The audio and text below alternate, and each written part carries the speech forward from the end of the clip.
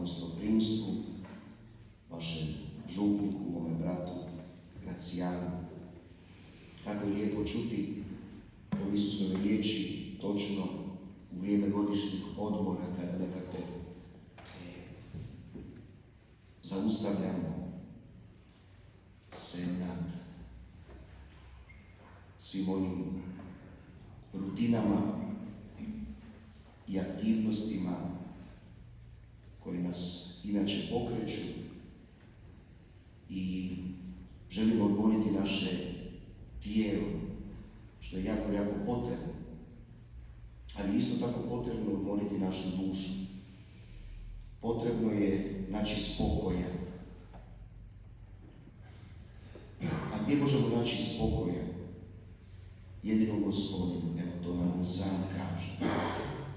Ako se želimo doista cjelovito odmoriti, ne samo naše tijelo, nego cijelo naše biće, duh, dušu i tijelo, to možemo učiniti jedino Gospodinu. Isus nam kaže: dođite k meni svi vi koji ste izmoreni i opterećeni, i ja ću vas odmoriti. Od čega to čovjek biva izmoren i opterećen? Pa od mnogo stvari. Ne samo od posla. Posao je čak možda najmanja stvar. Posao i naše dnevne aktivnosti i naše obaveze su možda ono što nas najmanje umara. Jer kad je tijelo umorno, dovoljno da se čovjek dobro naspa.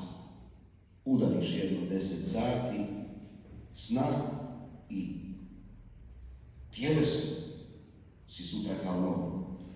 Ali ako je duša umorna, ako je pamet umorna, ako je umoran, ako je duh umoran, nema tu spokoja, braćo i sestre, izvan Gospodina. Od čega se tako umara naša duša? U prvom redu od grijeha. Grijeh umara čovjek. Grijeh doista umara čovjek. Čini ga umornim. Čini da se osjeća opterećen, izmoren. Grijeh crpi naše životne sokove, naše snage, usmjeravajući ih u zlo, u loše, umjesto u dobro. I onda jasno, čovjek kada pogleda svoju situaciju, gdje me to grijeh odveo, ili pak gdje sam ja potrošio svoj život, gdje ja trošim svoj život, uložen, kako se osjeća? Ako ima malo savjesti, osjeća se doista opterećen. Osjeća se loše. Osjeća se loše. Evo, Gospodin nas poziva da odpočinemo u njemu, u njegovom milosrđu. Da u njemu nađemo odmor, oprosta, pomilovanja, novi život, novu snagu. Da usmjerimo naše životne energije u dobro. Ne razumiju toga svi, braćo i sestre. Svijet to ne razumije. Zato Gospodin i kaže na početku ovoga svetog evanđelja: slavim te, Oče, Gospodaru neba i zemlje, što si ovo sakrio od mudrih i umnih, a objavio malenim. Ne mogu to svi shvatiti. To su evanđelski paradoksi, evanđelske nelogičnosti, koje može shvatiti samo onaj koji živi po Isusovoj riječi i iskusi to u svome životu. Koje su to evanđelski paradoksi? Pa jednostavno, evo, počevši od najosnovnijeg. Tko traži svoj život, izgubit će ga. Tko izgubi, daruje svoj život, taj će ga naći. Prvi paradoks. Jer svijet nam govori drugačije. Drugi paradoks, veliki evanđelski paradoks. I možda je tom niti obilježena cijela ova nedelja u smislu čitanja poniznost, malenost. Isus kaže: slavim te, Oče, Gospodaru neba i zemlje, i si ovo sakrio od mudrih i umnih, a objavio malenima, ponizima, tražiti poniznost. Svijet nam govori da tražimo veličinu, da se nametnemo. Isus nam kaže, ne, birajte put poniznosti, birajte put malenosti. Nema logike, nikakve logike, jel tako? Ljudski gledano. Ako se ti učiniš poniznim, bit će zgažen, kaže ti ovaj svijet. A Isus kaže, ne, braco, posve suprotno, bit ćeš uzvišen.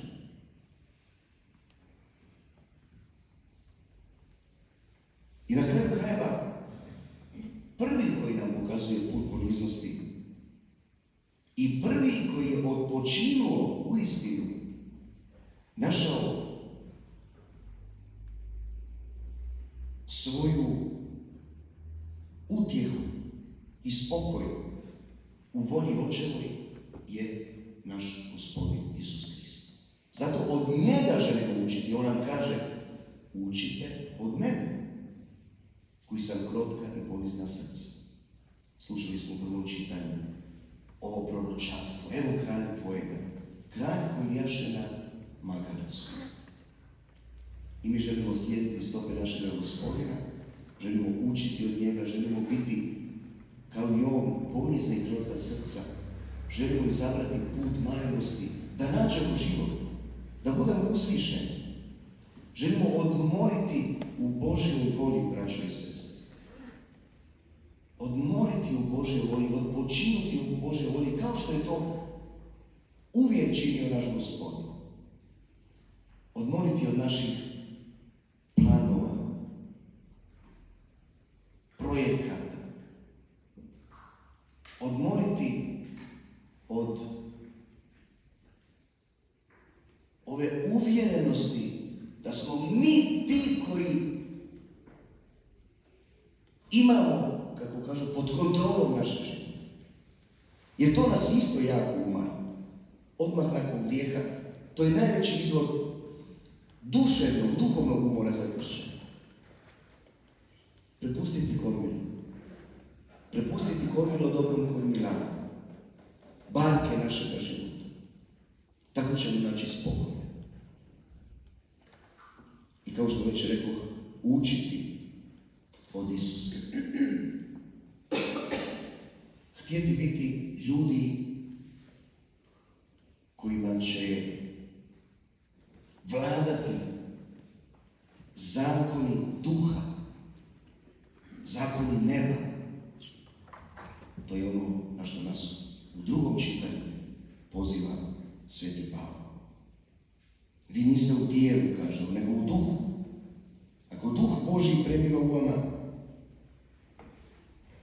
a nema li tko duha Kristova, taj nije njegov. Zato, evo, braćo i sestre, uistinu želimo se predati, u potpunosti prepustiti Gospodinu, odmoriti u njemu, naći njemu snagu koju trebamo za na životni hod,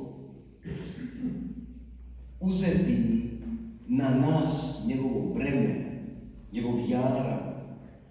A svi ljudi ste imali kontakta sa poljoprivredom, sa seoskim načinom života. Znate kako se ore, znate kako izgleda jaram. Uvijek se ore u dvoje. Volovi uvijek oru u dvoje.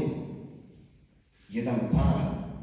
I jaram uvijek ima ona dva, kako bih rekao, drvena okvira za oranje. Tako da, kad nabacimo na sebe slatki jaram Isusov, nemojte zaboraviti to, braće i sestre, nikada. Nismo sami. Ne oremo sami. On je onaj koji je uz nas, noseći skupa s nama naše breme. I koji je taj što najviše vuče. Jer nikada volovi uvijek mora biti jedan koji će više potegnuti. Pa evo, ja mislim da je naš Gospodin upravo taj koji uvijek više poteže i nama olakšava ovo slatko i spasonosno breme. Evo, To govorim svima vama, ali u prvome redu i sebi, i neka nam svima bude na spasenje.